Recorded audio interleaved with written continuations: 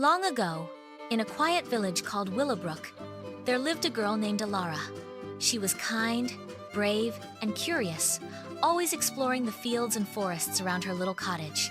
Her grandmother, who raised her, always warned her, "Don't go too deep into the woods. Strange things live where the sun doesn't shine." But Elara had heard stories. Stories about a hidden glade, glowing with silver light, where fairies danced under the moon and made wishes come true.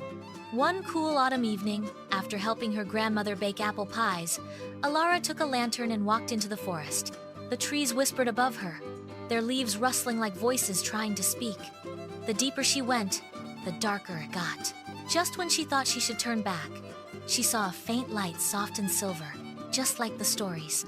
She followed it, stepping carefully between twisted roots and mossy stones. Then, suddenly, the trees opened, and there it was, the hidden glade. Tiny lights floated in the air like fireflies, and in the center, a circle of fairies danced silently, their wings glowing like stars. Elara stood frozen in wonder. One fairy, taller than the rest and wearing a crown of frost, turned to her and said, "Elara, granddaughter of the pie maker, you are brave. Why have you come?" Elara swallowed her fear. "I want to help my grandmother. She's old and tired. I heard your magic can grant wishes." "We can help, but every gift has a cost." "I'll do anything." The fairy queen touched Elara's chest with a crystal wand. "Then you shall have our blessing. Your hands will bake with joy, and your words will bring peace. But never lie, or the magic will fade." The glade glowed brighter for a moment. Then the fairies vanished. When Elara returned home, everything changed. Her pies became famous across the kingdom. Her voice calmed angry hearts. Her kindness healed wounds deeper than anyone could see. But she never told anyone what she saw that night. And deep in Willowbrook Woods, the fairies still danced under the moon, waiting for the next brave heart to find them. Weeks passed, and Elara's life was filled with joy.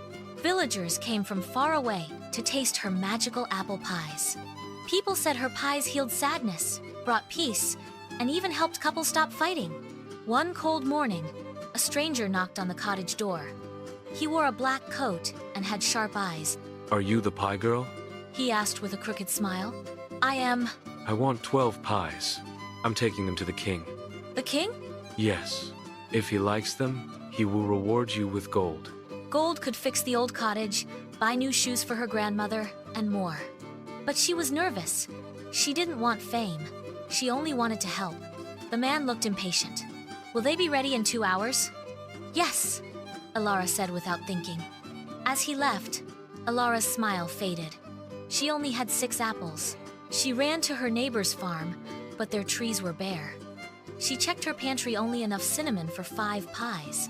Her hands shook. "I'll just make the rest with something else," she whispered. She used old pears, stale flour, and added too much sugar. "They'll still taste sweet," she told herself. But deep in her heart, she knew this wasn't the magic the fairies gave her. 2 hours later, the man returned.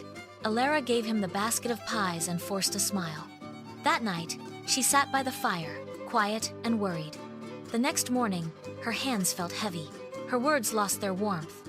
She helped her grandmother bake, but the pies tasted plain. The smiles in the village faded.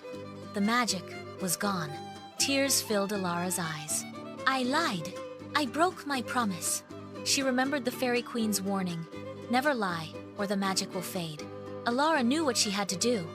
She wrapped herself in a wool coat, lit her lantern, and stepped into the woods again. The trees no longer whispered. The path was dark and silent. Still, she walked. When she reached the glade, it was empty.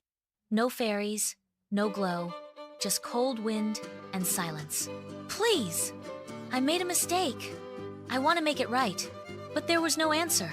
Elara sat on the mossy ground and waited, her lantern flickering beside her. She would not leave, not until the fairies heard her heart. Elara waited in the glade for hours. The night grew colder. Her fingers were numb, and her lantern was almost out of oil. Suddenly, a whisper. It wasn't wind. It was soft, high-pitched, and familiar. She opened her eyes. A single fairy, glowing like a silver ember, floated before her. It wasn't the queen, but a young one. with wings like dandelion seeds. You returned. I broke my promise. I lied to that man about the pies. I used old ingredients. I said they were magical when they weren't. You told the truth now. That's the first step. I want to fix everything. The villagers, the pies, my heart. Then face the trial of truth. Only those who are truly sorry and truly kind can pass it. The glade began to glow once more. Trees around her shimmered. A stone sea. Step inside. The fairy said. Elara took a deep breath and walked into the circle. As soon as she stepped in, time froze. Everything disappeared. Suddenly, she stood in her village again, but it was not real. It was a test. An old man with torn shoes limped toward her. Will you help me fix my home? Yes, I'll try. Then her best friend appeared, angry. You promised to help me yesterday, but you didn't show up. Elara lowered her head. I'm sorry. I made a mistake. Finally, the man in the black coat appeared again. I want more pies. Just make them look magical. They don't need to be real. No, if it's not real, it's not right. I won't lie again. The moment she spoke those words, the world around her cracked like glass. She was back in the glade. The fairy queen stood before her once more. You have passed. Not because you were perfect, but because you told the truth, faced your fault, and chose honesty. She touched Elara's heart with her wand. Warmth spread through her body.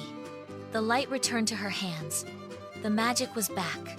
But remember, true magic lives not in spells or pies, but in truth, kindness, and courage. With a bright flash, the fairies disappeared.